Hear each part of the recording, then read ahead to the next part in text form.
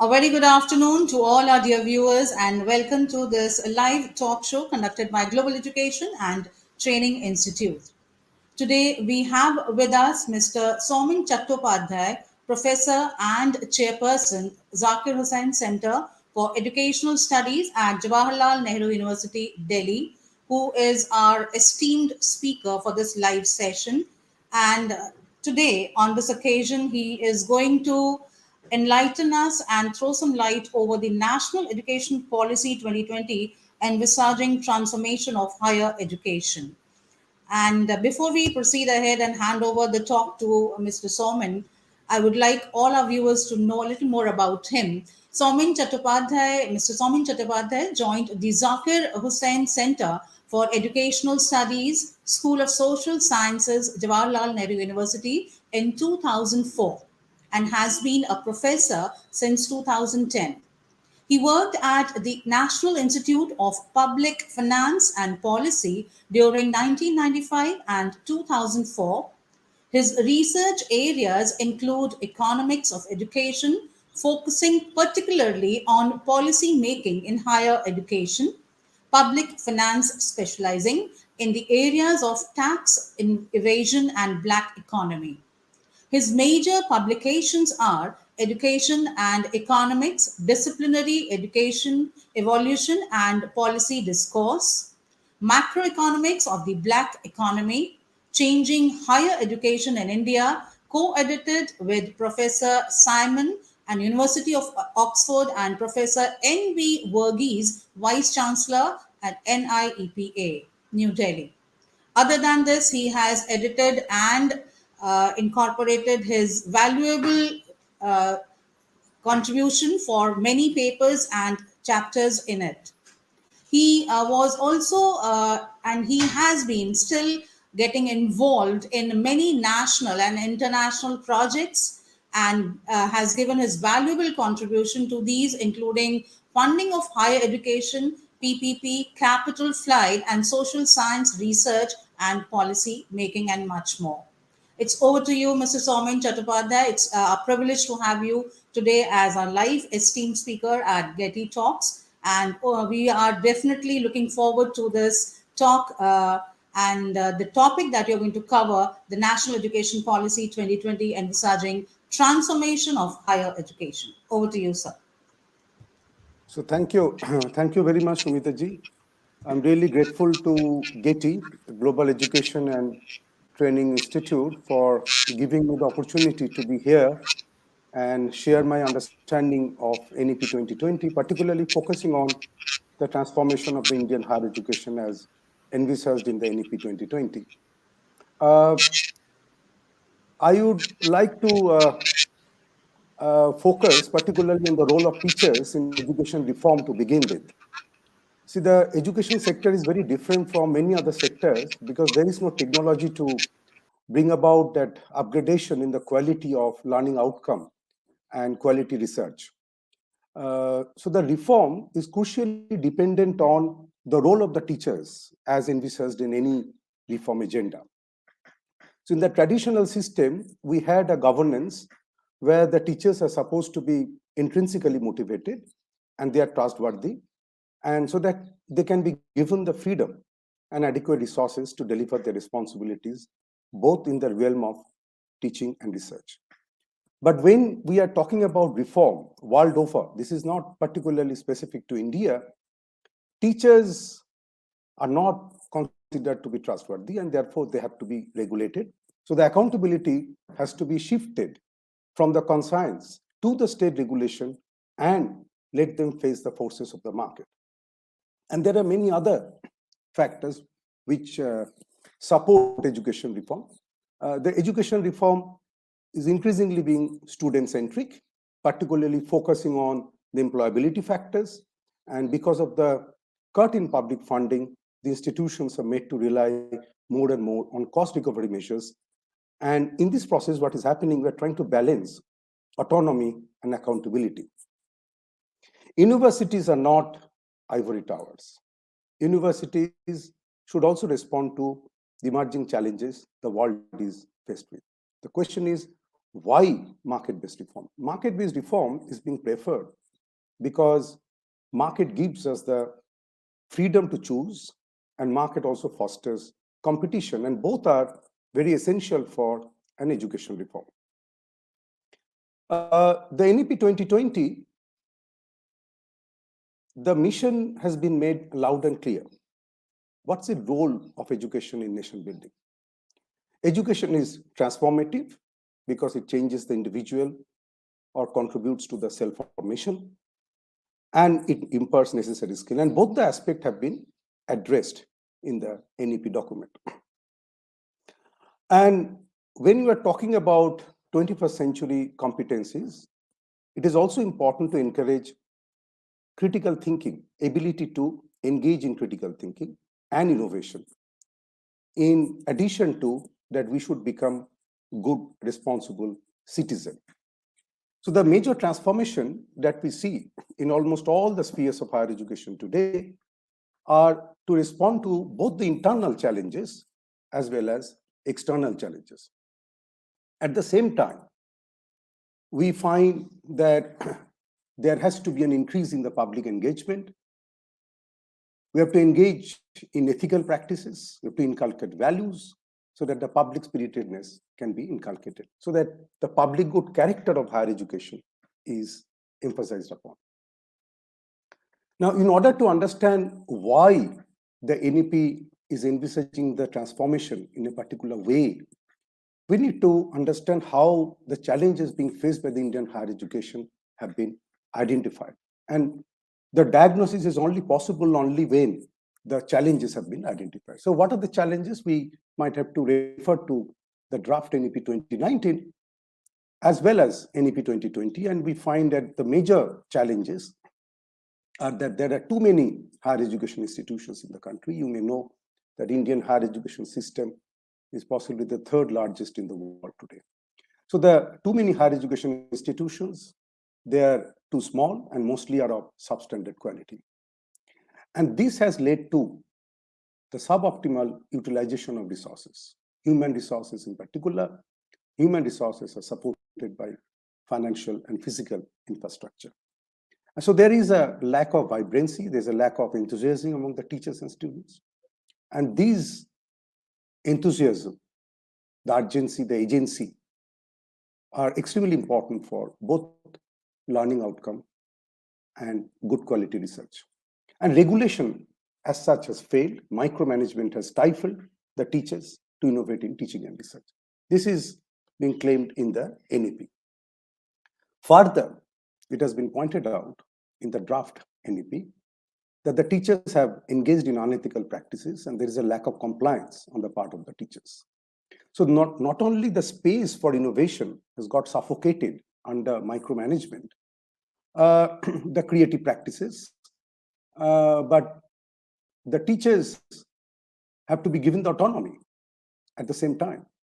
Promotion is largely based on seniority. There's a proliferation of the fake journals, and there is an inspectorial regime at the institution level. And these irregulatory interventions were continued to be violated. The physical infrastructure is inadequate, faculty positions are lying vacant, and only 5% have received in the age group of 19 to 24 years vocational education, compared to 52% in the United States and 75% in Germany. NEP has also noted with concern that commercialization has been inimical to the quality of education. So how the future is envisioned? Gross enrollment rate has to be raised to 50% by 2035 from the existing 27% or so. And what is more important here, that 50% of those who are enrolled in higher education by 2025 should have the exposure to vocational education. Now, how to overcome this suffocation? We can rejuvenate the system by giving the teachers and the institutions autonomy. You have to promote multidisciplinary in the courses to be offered, and higher education institutions need to evolve as multidisciplinary research institutions over time. And as mentioned, that there is indeed a need to respond to the job market. So there has to be a push towards vocationalization. And this accreditation system also will ensure only the good institutions survive and they deliver. So there is a possibility of phasing out of the affiliated colleges over a period of time. Either affiliated colleges have to be integrated with universities or they should become autonomous, and internationalize higher education so that we can gain from our interface with the global. There is also a major thrust on open distance learning, online courses. UGC public notice issued in 31st of July in 2020 said that 40% of the courses can be opted for from the e-platform like Saumen to overcome the disruption in our system in the wake of the pandemic. Also, it is noted that we have to tap the potential of ICT-based technology and leadership. Yes, it has to be strong and assertive. Higher education institutions have to be led in such a way so that we can compete globally. And bottom-up approach will not deliver. So there is a very strong thrust on the leadership quality. What is really very important for us to note in the context that there is an advocacy for increasing public funding for education as a whole, center and state put together, school level education and higher education, to 6% of GDP. Now, we have had a look at the challenges being faced, and we had a quick recollection of what are the major policy recommendations which follow from the NEP 2020. Now, I'm going to look at the NEP 2020, this envisioning of the future, in somewhat greater details. Now, in order to understand how the system is going to evolve as the NEP 2020, some of the recommendations are being implemented, we look at three major aspects: the students, the institutions, and how the students and the institutions meet each other in the course of teaching, learning, and doing research. And this is apart from the fact that research and generation of knowledge, that the research that we undertake in university system cannot be easily explained in terms of market. So I'm just keeping it aside for the time being. And why I'm saying market, it will become evident as we proceed further. Let us look at the different elements of market construction. When you're looking at the market construction, you have to look at the market as a whole. That means the higher education system as a whole, as well as the higher education institutions. And in the higher education institutions, when we are talking about that we have to optimally utilize the resources, we are talking of allocative, we are talking of technical efficiency. And when we are talking about the student-teacher interaction, we are talking about the efficiency in the market as a whole, and that is referred to as the allocative efficiency.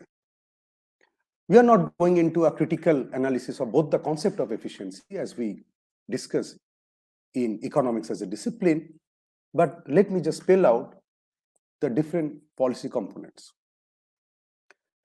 At the top of the regulatory structure, there would exist the Higher Education Commission of India, and that will act as an overarching institution to coordinate the functioning of a set of four institutions, the four pillars.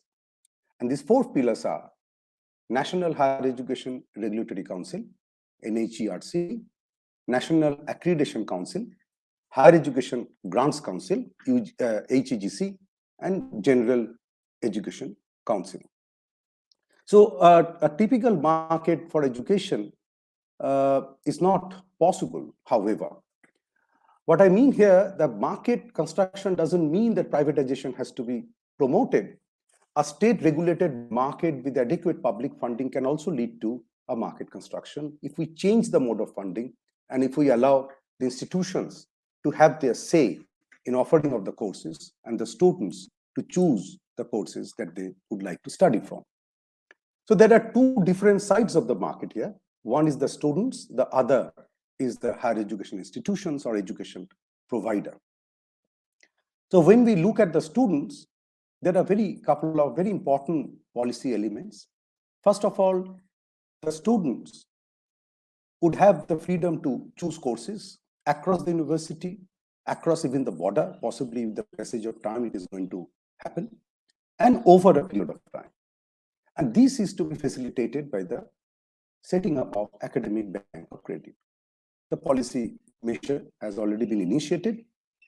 And in this particular system, academic bank of credit, we can understand why this particular reform is very, very student-centric. Student can earn the credit from different programs across the institutions over a period of time, and they can store in the student's account, in their respective account.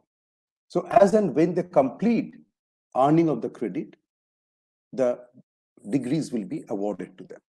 So it is called flexible learning. Students can enter and exit at different levels of the program. So I'm not going to elaborate on this because this is a system which is now gradually evolving and unfolding. On the other side of market construction, we find the kind of freedom which has been bestowed to the higher education institutions. Now, the higher education institutions are having the freedom to collaborate, freedom to offer the courses. You have to understand the teachers' autonomy and the institutional autonomy, whether there can be a conflict or they can work in tandem. Then we have got the institutional development plan. It's a collective endeavor to envision the future, the governance pattern of the education institutions. We'll come back to ADP a little later. Governance is very, very crucial because if you want to improve learning outcome and do quality research, institutions have to function better. And this is what was being referred to as the technical efficiency. Now, institutions, there are a couple of components of higher education governance reform. And the most important here is the institutional development plan. And in the IDP, it's a plan of academic activities, including the curriculum design to teaching and research, to be prepared by the teachers, the students, and also the non-teaching staff, which is to be duly approved by the Board of Governance and submitted to the HEGC for grants. So IDP is likely to foster collegiality within the institution because all the stakeholders within the university system are likely to participate in its making. Leadership, the department, the teachers' autonomy have to be blended very well with the autonomy to be granted to the different departments.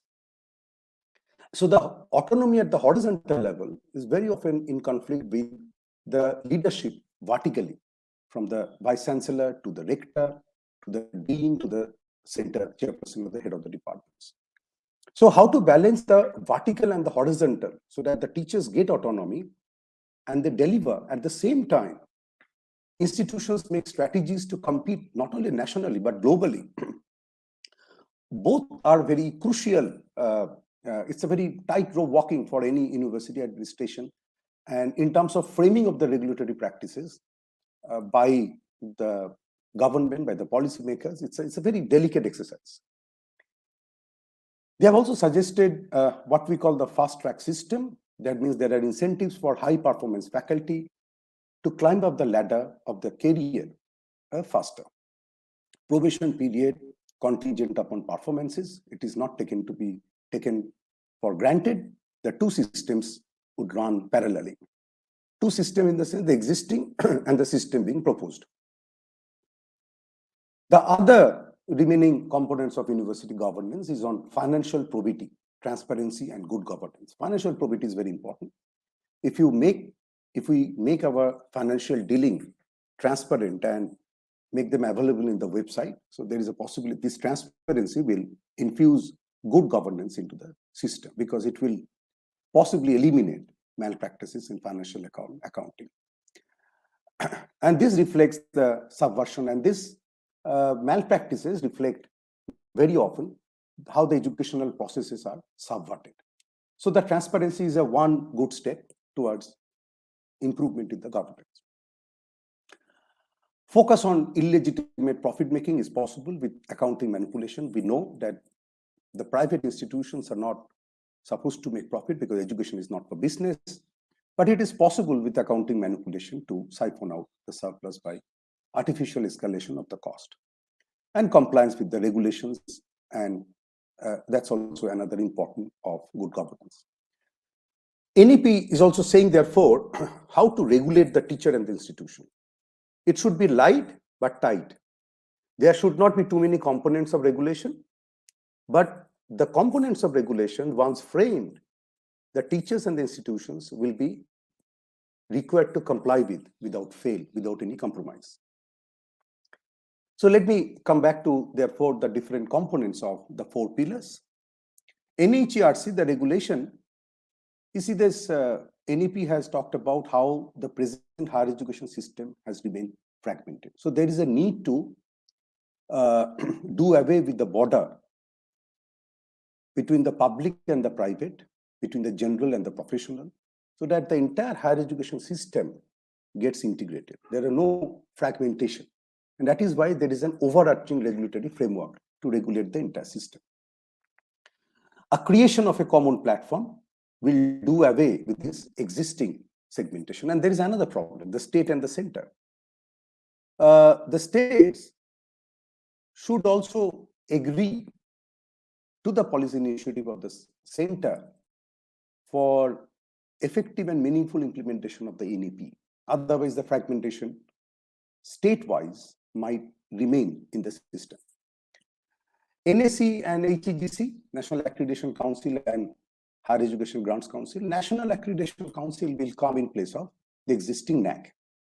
It will be a meta accrediting body for developing an ecosystem of accreditation agencies.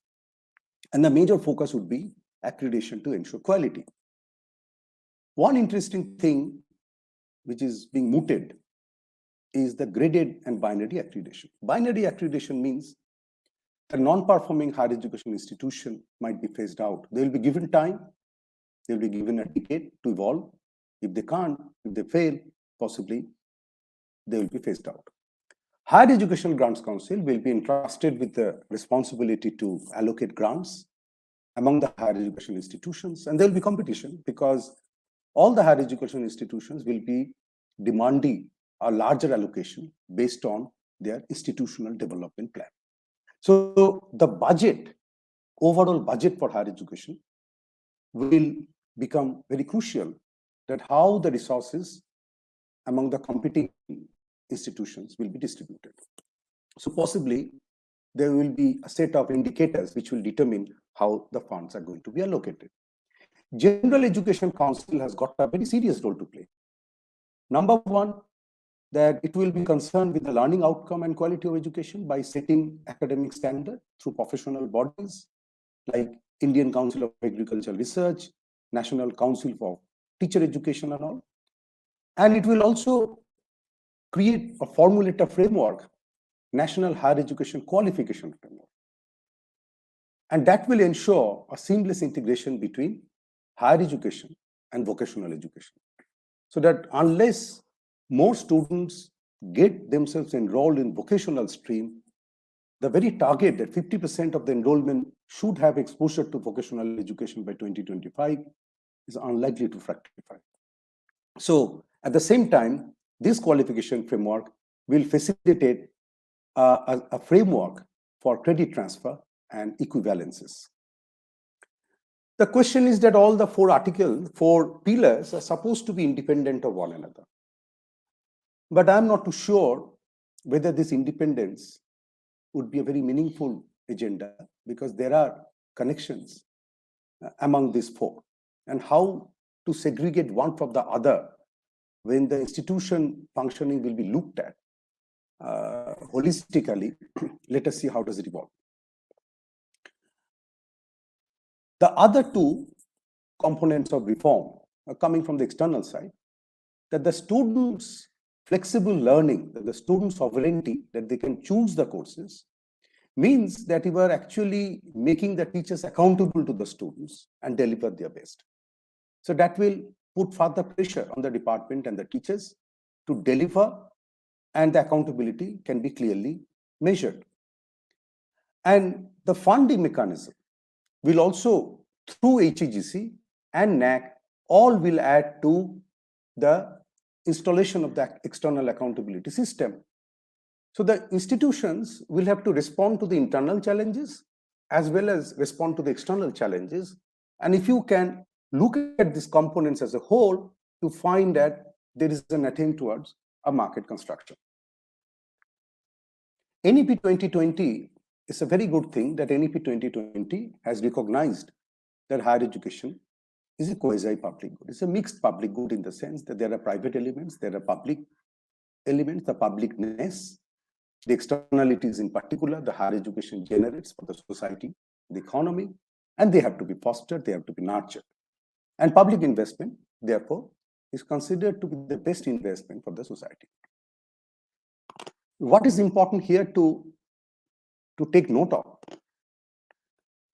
that if you want to generate competition, there has to exist a level playing field among the higher education institutions. And level playing field would require that all the institutions are adequately equipped with financial resources and physical infrastructure. So raising the budgetary support to 6% of GDP is very, very essential in the entire scheme of affairs. I've already talked about IDP. The other component is the National Research Foundation. National Research Foundation will be a body to disburse funds for doing research on merit-based as well as merit-based and equitable peer-reviewed research funding. But I believe there will be some competition. And as it usually happens, the best of the institutions, if they can submit good proposal for research, they are likely to get more funding than the remaining. But let us see how does it evolve. There are other sources of funding. Will make the university system as a whole more accountable. There is higher education funding agency, industry, and the loan all add to the entire system of financing. The question is that can we raise the budget to 6% of GDP? It is difficult, but it is not altogether impossible. But as I've already explained, that this is important. Privatization, the NEP says very clearly, and that's a very major point, that commercial practices are inimical to the delivery of quality. But private involvement can be and should be a not-for-profit activity. Therefore, there is a focus on mobilization of resources from sources which are private, like CSR, philanthropic contributions, alumni contributions, setting up of chairs, and many other sources. So there is a thrust for diversification of different sources of funding higher education, so that they no longer remain dependent on public funding alone. And these alternative sources are supposed to bring in the necessary resources that many institutions are feeling starved of. The fees which are to be determined is based on the transparency, level of accreditation, and subject to an upper limit. So different institutions will charge different levels of fees. So overall, we find that there is a state-regulated market for higher education. This is not a market, if we go by the NEP 2020 document, that the market doesn't mean that it will be overwhelmingly dominated by the private sector. It need not be. A government, through regulation and change in the mode of funding, can also construct a market, and this is what is going to be. But the public-private divide, how it is going to evolve, is something of serious concern for us. And the public-private divide is also getting blurred in the Indian higher education system. So what are the salient points? Let me conclude now. First of all, there are multidisciplinary approach to teaching and research. That's a very good dimension the NEP has advocated for. The fragmentation within the higher education sector should now be minimized, and it is primarily a student-centric system, right? So though you are giving freedom to both the students and the institutions, but the focus is on the student to enhance their employability, to allow them to choose courses, to enter and exit. Every reform, we must realize that there is an other side of the coin, right? There's a closer connection between higher education institutions and the industry, and internationalization. There are different components of internationalization, but the overall thrust is that the Indian higher education system should get integrated within the global higher education system. The other important fact that yes, the teachers have to be given the autonomy so that they can innovate, they can be creative in their teaching and research. But at the same time, the accountability mechanism has also been fixed. So in practice, the blame of autonomy and accountability, how it is going to evolve, we need to wait, and the funding to be increased. But then there are some issues which are of concern.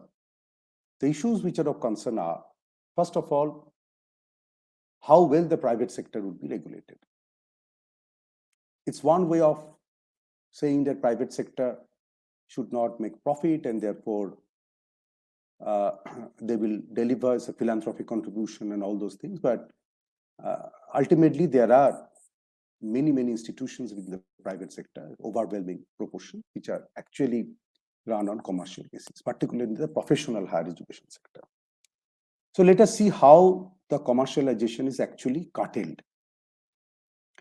The second issue of concern I've already flagged: can funding be enhanced?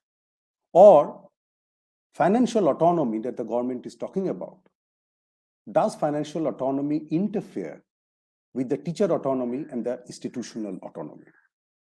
Autonomy in the sphere of financial mobilization of financial resources can actually conflict with the autonomy that the teachers and the institutions would very often like to exercise. Promotion of online education is a necessary condition to ensure flexible learning and market construction. But given the digital divide and given the very important question that whether online education can actually achieve learning outcome, whether the students would feel alienated from their teaching spaces in the classroom, in the campus activity, we need to watch and see. Do the students have the necessary information to exercise their freedom? Right? So the education is an experience good, and so therefore the students are assumed to have the necessary information to take the right kind of decision. It may not happen all the time.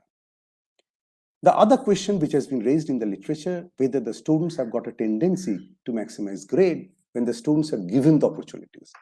See, widening of the consumption basket and widening of the choices in terms of the courses are not to be treated at par. Do the students tend to behave more as consumers? We have to wait and see. It's a very complicated question. Multidisciplinary approach in a 4-year undergraduate program to ensure deeper engagement with the subject and foster interdisciplinary research. True, the question is whether there's a possibility of compromise with the rigor and the quality in the name of multidisciplinary. What is important is interdisciplinary, and that has to be achieved at the PG and the research level. Online education and its impact on the learning outcome. And we know it because the technology, what has happened, it has redefined the time and space concept associated with the university, because the lecture are no longer a service, but they can be stored digitally. Since they can be stored digitally, so the classroom is no longer a physical space. All the boundaries, the walls are transcended, and it can be a global classroom. And the time is also no longer a valid concept because the lectures can be attended to at the convenience of the students. Though there is an attempt to do away with the fragmentation in the market, the question that I'm asking, whether the higher education system will get increasingly differentiated in the process, right? Because when you generate competition, all the institutions are not equally capable of competing and being at the top. It just cannot happen, right? So the institutions well endowed with human resources and funding, both are very often linked, will tend to be at the top of the ranking table. It happens world over, and it has been the case for many decades when you look at the ranking of the universities. Online education, the question is that whether there will be an increased alienation of the students from the institutions and the teachers. International collaboration and entry of the foreign universities and the market will be global. Yes, very good. So in a system now we are going to embrace, competition and collaboration will both get blended differently for different sets of institutions. Because higher education institutions are now supposed to be strategic. They have to strategize and collaborate with institutions abroad. So for some institutions, it will be a collaboration, but this collaboration will get infused with competition. And it will not be the same for all the institutions. So while there are certain components of internationalization which are highly desirable, the question is whether this internationalization will further create differentiation in the market and therefore in the overall higher education system. Let me stop here. Thank you very much.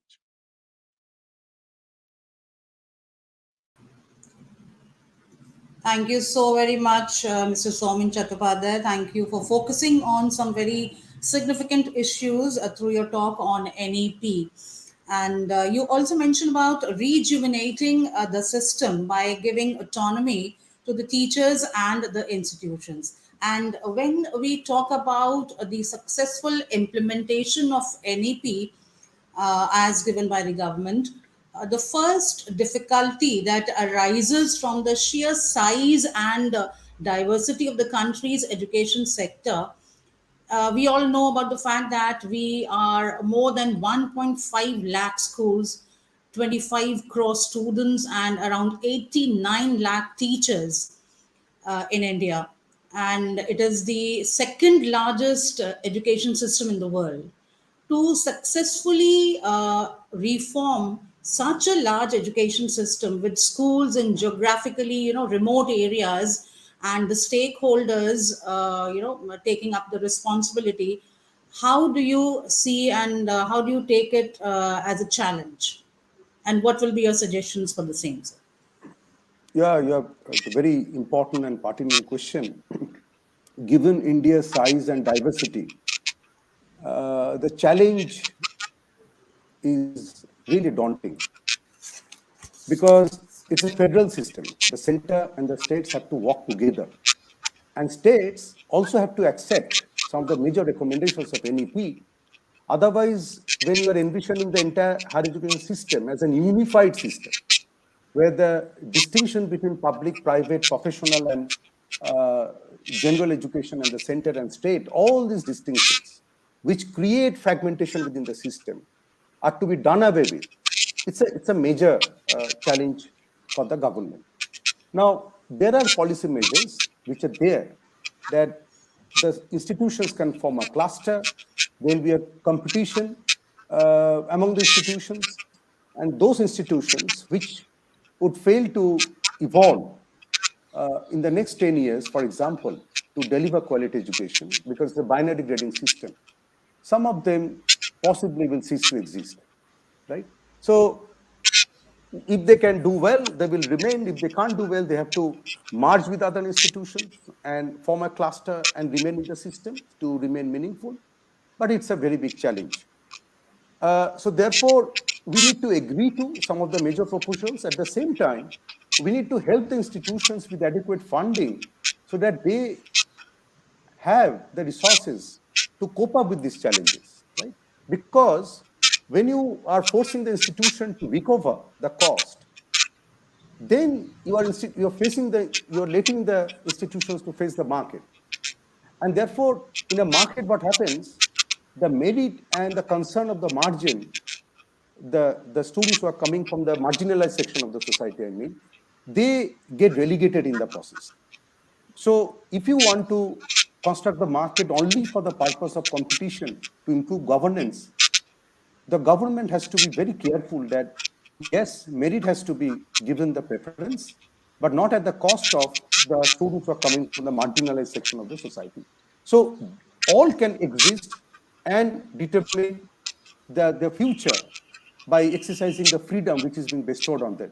So it's a stupendous task. It's a very daunting task for the government, given the diversity that exists in the system, and it's a federal country. Center and state, let me repeat, have to work together to make it a meaningful implementation, to ensure meaningful implementation of the NEP. Thank you very much, sir, for addressing that question. And with that, we wind up today's session. This 5 plus 3 plus 3 plus 4 structure implies the different age group of a child to perform the school lifespan. This concept derives the exact age and the stage on how a child should be provided the best quality education that NEP stands for, a policy which brings wonders in the education fundamentals, which focuses in creating a drastic transformation in the life of many students by introducing creativity, learning, experiments, and visualization and art in the education sector. And as we all, the educators, are there to shoulder this responsibility, we have our own contribution to be done in this in our own capacity. So, with that, we wind up today's session. Thank you very much, Mrs. Saumen Chattopadhyay. And we Thank you. invite all our dear viewers to collaborate with us and join our disruptive education movement. And for that, you all can uh, be in touch with us through the mail that I'm telling you right now. It's scale up at globaldream.guru, or you can even WhatsApp or call us at 91740840600. With that, we come to the conclusion of this talk. Thank you very much, sir, for joining us and throwing light on the topic that we just delivered on NEP. Thank you very much, dear viewers, Thank for you. watching this time. Thank you very much. Thank you.